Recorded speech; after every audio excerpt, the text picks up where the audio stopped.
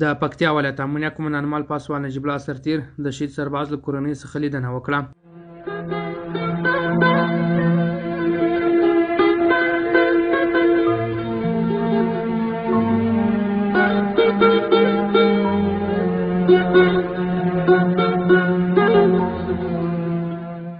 نن ورځ د پکتیا ولایت امنیه قوماندان مال پاسوال نجیب الله سرتیر د شهید شوي محمد قاسم چې د هیواد او خاورې لپاره ځان قرباني کړی و دغه د کورنۍ څخه لیدنه وکړه. د پکتیا ولایت امنیه قوماندان مال پاسوال نجیب الله سرتیر د شهید شوي محمد قاسم کورنۍ ته د هر ډول مرستې ډاډ ورکړي او زیاته یې کړه موږ ژمن یو چې د هر شهید د کورنۍ پوره قدر وکړو او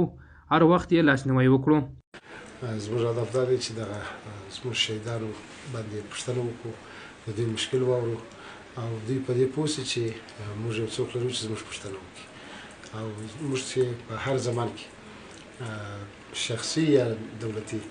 کومک د لاسه وسي او د دوی ضرورت وي موږ انشاءالله په خدمت کې. د پکتیا ولایت امنیه قوماندان په خپلو خبرو کې وویل چې هېڅ وخت به د هغه شهیدانو کورنۍ او وارثین یوازې نه پرېږدي او هر هغه چا چې د نظام لپاره قرباني ورکړې ده د هغوی سره به تل په څنګ کې وي او هغوی ته به ځانګړې پاملرنه کوي.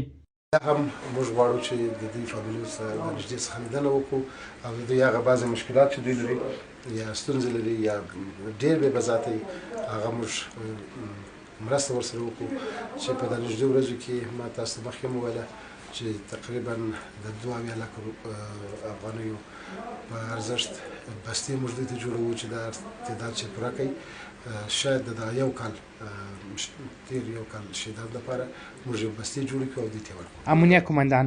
له دې کورنۍ سره د خوراکي او غیر خوراکي موادو مرسته هم وکړه. د دې ترڅنګ د یادې کورنۍ سره نغدي مرسته هم وشوه. شهید شوي کورنۍ غړو هم د پکتیا ولایت امنیه قوماندان څخه مننه وکړه چې نن یې د دوی تر کوره پورې ورغلی او د دوی د شهید شوي ورور د اولادونو څخه له نږدې لیدنه وکړه او ویې ویل چې یوازینی امنیه قوماندان دی چې زموږ تر کوره پورې راغلی او زموږ د شهید ورور غم شریکي له نږدې راسره وکړه. نن ورځ ویاړم چې خپل شهیرون ورور مې د خپل هیواد خاورې لپاره قرباني ورکړې ده او دې قربانۍ ته به تل موږ آماده یو او د پکتیا امنیه قوماندان څخه یې مننه وکړه چې دوی ته د هر ډول همکارۍ ډاډ ورکړي. مخکې هم ورغی موږ ورور پوښتنې ته هغه ته دغه راتلل د واګو ته ملګري هم راتلل قوماندان صاحب هم راغلی موږ هیات څه هغه نه لرو د حکومت له طرفه ډېر خوشحال یو قوماندان صاحب نه بیخي زیات خوشحال